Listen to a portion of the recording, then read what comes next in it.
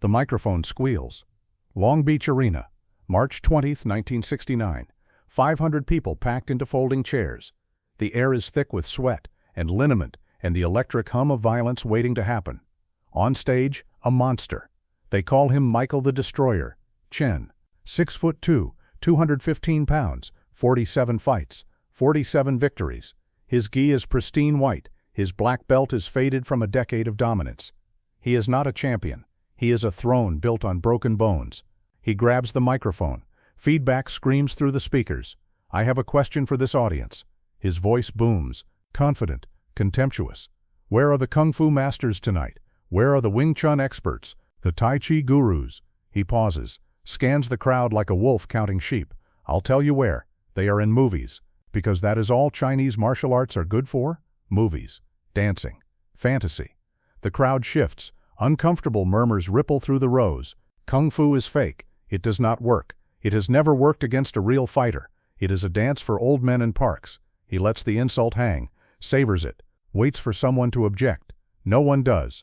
I thought so. All talk. No core. His eyes stop. Row 14, center section. A small man sits alone, dark casual shirt, no gi, no belt. He looks bored, like he wandered into the wrong building and is too polite to leave. Michael grins. You. The word cracks through the speakers. The small man looks up. Yeah, you. The little guy in row 14, the smallest one I can see. Nervous laughter from the crowd. You look like you might know some Kung Fu. You've got that movie star look. Michael spreads his arms wide. Come up here. Show me what your dancing is worth against a real fighter. The crowd turns, 500 heads swiveling to row 14, to the small man who has just been chosen. Chosen as an example, chosen as a victim. The small man does not speak. He simply stands. 5'7", maybe 140 pounds. He walks toward the stage with the calm of someone walking to a bus stop. No hesitation, no fear, no performance. Whispers. Who is that? Is that the actor? The guy from Green Hornet? Is that Kato? Only 12 people in the arena know the truth. 12 people who trained with him. 12 people who understand what Michael the Destroyer has just done. He has not picked a victim. He has picked his teacher. Michael laughs into the microphone. Ladies and gentlemen, our volunteer from row 14, give him a hand. Scattered applause. Nervous. Confused. The small man reaches the stairs. Climbs. Step by step. Each footfall silent on the wood. Michael towers over him. A mountain mocking a shadow. So, the little man from row 14 thinks he can fight. The small man says nothing. His eyes are calm, measuring. The spotlight shifts, catches his face. High cheekbones, still expression. Eyes that have seen things Michael cannot imagine. Someone in the front row gasps. Oh my God, that's Bruce Lee. The name spreads like fire. Bruce Lee. Bruce Lee. Bruce Lee. Michael's grin freezes. For 1 second, then it hardens into something else. He wanted a victim from row 14. He got the dragon instead. The stage lights burn. 2 men stand facing each other. The contrast is cruel. Michael the Destroyer, a fortress in human form. Shoulders like concrete, fists like sledgehammers. His stance is textbook perfect. The posture of a man who has never been moved. Bruce Lee. The man from row 14, a shadow in street clothes. Dark shirt, simple pants, no belt, no rank. He stands with his hands at his sides, relaxed, almost bored. The crowd murmurs. They cannot believe what they are seeing. The Destroyer picked the smallest man in the arena, and the smallest man actually came. Michael circles him, a shark smelling blood. So, the little man from row 14 is brave. His voice drips contempt, or stupid. I haven't decided which. Bruce says nothing. You're the movie star, right? The Kato guy. Michael plays to the crowd. I've seen your little TV show. Very impressive. The way you pretend to fight. Internal monologue. Michael, this will be beautiful. I picked the smallest, weakest-looking man in the building, and he turned out to be a movie actor. Perfect. I will destroy Hollywood's Kung Fu fantasy in front of 500 witnesses. After tonight, no one will take Chinese martial arts seriously again. Bruce tilts his head. Studies Michael, the way a doctor studies a patient who doesn't know he's sick. What's the matter? Forgot your lines? Michael taunts. There's no director here to yell cut, no stuntman to take the hit. Scattered laughter, nervous. The crowd watches the man from row 14, waiting for him to crumble, to apologize, to run. He does none of these things. Internal monologue, Bruce. He is strong. He is fast. He has trained his body into a weapon, but his mind is a prison. Karate has given him power and taken his freedom. Every technique is a bar in his cage. Every kata is a lock. He does not know he is trapped. He thinks he is free because he has never tried to leave. Bruce speaks. Finally, his voice is soft, conversational. You talk about kung fu like you understand it. I understand it's fake. You have seen the surface, the forms, the movies. Bruce pauses. You have not seen what lies underneath. Underneath. Michael snorts. There is nothing underneath. Kung fu is empty, a shell. Then this should be easy for you. The words land like a slap. Michael's jaw tightens. Internal monologue, Bruce. I am not angry. I am disappointed. He could be great. He has the body, the discipline, but he has built walls instead of bridges. He attacks what he does not understand. This is not strength. This is fear. Whenever you're ready, movie star. Michael drops into his stance. Show me this underneath. Bruce Lee does not drop into a stance. He simply shifts his weight. His hands rise, not fists, but open palms, fingers relaxed. He looks like a man waiting for tea. Michael frowns. This is wrong. Opponents show fear. They tremble. They sweat. The man from row 14 shows nothing. What kind of stance is that? No stance. What style? No style. Whispers from the crowd. What is happening? The smallest man in the arena is facing the destroyer with his hands open. No guard. No fear. Internal monologue. Michael. Why am I hesitating? He is half my size. He has no guard. One punch ends this, so why won't my hands move? Why does he look at me like I am the one in danger? The referee steps between them, raises his hand. Fighters ready? Michael nods. His teeth are clenched. Bruce Lee blinks. Once. Slowly. The blink of a cat watching a mouse that doesn't know its prey. The hand drops. Begin. Michael attacks. A straight punch.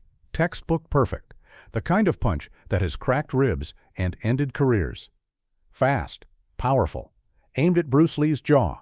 Bruce is not there. He has shifted. Millimeters. The fist cuts through empty air where his face was a heartbeat ago. Michael stumbles forward, momentum betraying him. The crowd gasps. Internal monologue. Michael. He moved? I didn't see him move. How did I not see him move? Michael resets. Throws a front kick. His signature. The kick that has dropped heavyweights. The kick that has never missed. It misses. Bruce pivots. The kick sails past his hip by millimeters. He is beside Michael now. Close enough to whisper. Too slow. Michael spins. Back fist. Hook. Uppercut. A combination that has never failed. 3 strikes in 2 seconds. 3 strikes hit nothing. Bruce flows around each one like water around stones. He does not block. He does not need to. He is simply not where the punches land. Someone in the crowd shouts, "The man from row 14. He's not even trying." They are wrong. Bruce is trying. He is trying to teach. Internal monologue. Bruce, he fights like a train on tracks, powerful but predictable. He cannot change direction. He cannot adapt. Every strike follows a pattern. Every pattern has a gap. I live in the gaps. Michael is breathing hard. Sweat pours down his face. He has thrown 20 strikes. Not one has connected. Stand still. His voice cracks. The destroyer is breaking. Bruce stops moving. He stands directly in front of Michael. Arms at his sides. Open. Unguarded. Okay. Michael throws everything. Right cross. Left hook. Spinning back fist. Bruce's hands blur. He intercepts each strike. Not with blocks, but with soft redirections. Touches that send Michael's fists past their targets. Then Bruce does something the crowd will never forget. He taps Michael on the cheek. Open palm. Light. The way you tap a child who isn't paying attention. The arena goes silent. Michael swings wild. Bruce taps him again. The forehead. You are open here. Another swing. Another tap. The ribs. And here. Another. The throat. And here. Internal monologue. Michael, he is playing with me. In front of 500 people. He is playing with me like I am a child. I am the destroyer. I am undefeated.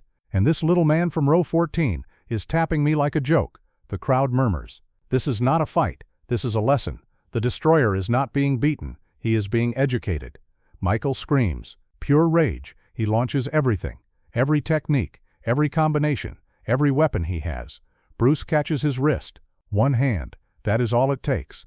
Michael's arm stops mid-strike. He tries to pull back. He cannot. He tries to twist free. He cannot. Bruce steps behind him, twists the arm, and suddenly, Michael is frozen, locked, controlled completely by a man who weighs 70 pounds less. Bruce's free hand rises, fingers extended. It hovers 1 inch from Michael's throat. 1 inch. The distance between life and death. The arena holds its breath. 500 people have forgotten how to exhale. Bruce speaks, soft, for Michael's ears only. Boards don't hit back. He releases the wrist, steps away, lowers his hands. 43 seconds. That is how long it took. 43 seconds to dismantle 47 victories. The man from row 14 stands in the center of the stage, untouched, unbruised, unmoved. The destroyer stands beside him, destroyed. Silence. The kind of silence that follows an earthquake. The kind that means the world has shifted, and no one knows where to stand. 500 people stare at the stage. They came to see a fight. They saw something else, something that shattered everything they believed. For years they were told one truth: karate is king. The rigid, the powerful, the undefeated. In 43 seconds, a man from row 14 broke that truth in half. Michael, the destroyer, stands frozen. His gi is soaked. His hands hang at his sides. His eyes are fixed on the small man in street clothes who just dismantled his entire identity. Internal monologue. Michael, I was wrong. About everything, about kung fu, about power, about myself. I built a throne out of broken bones and called myself a king. But I was never a king. I was a prisoner who thought his cage was a castle. The crowd waits. They expect rage. They expect excuses. They expect the champion to blame the referee, the floor, the lights. Michael does none of these things. He turns to face Bruce Lee, the man he mocked, the man he called a dancer, a fake, a movie trick, and he bows. Deep, slow, the bow of a student to a master.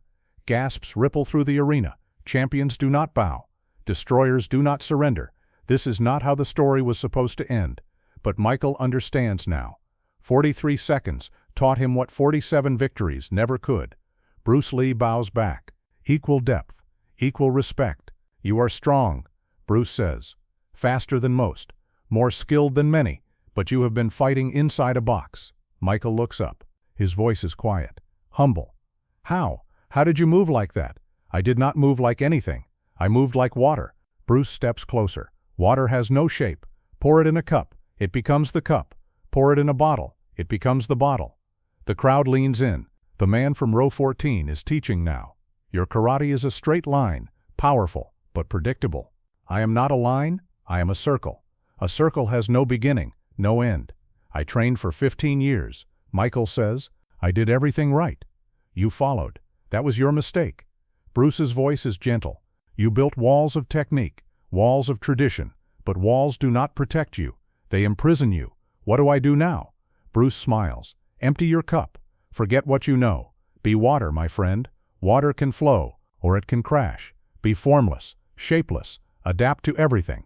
6 months later, Oakland, California. Michael Chen, no longer the destroyer, knocks on a door. He has sold his dojo, burned his trophies, traveled 2,000 miles to find the man from row 14. Bruce Lee answers, I'm ready to empty my cup. Bruce studies him. The arrogance is gone. The walls have crumbled. Then come in. Michael Chen became one of Bruce Lee's first students. He learned Jeet Kune Do, the way of no way, the art of no art. He never competed again, but he taught. For 30 years, he taught the lesson he learned in 43 seconds. The greatest fighters are not the ones who never lose. They are the ones who let defeat become their teacher. The 1969 Long Beach Championship is not remembered for its trophies. It is remembered for one moment, a microphone full of insults, a small man in row 14, 43 seconds of silence, and the day Kung Fu earned its respect. The highest form of combat is not destroying your enemy. It is transforming them. A punch can break a bone. A lesson can break a cage. Bruce Lee did not defeat Michael Chen that night. He freed him.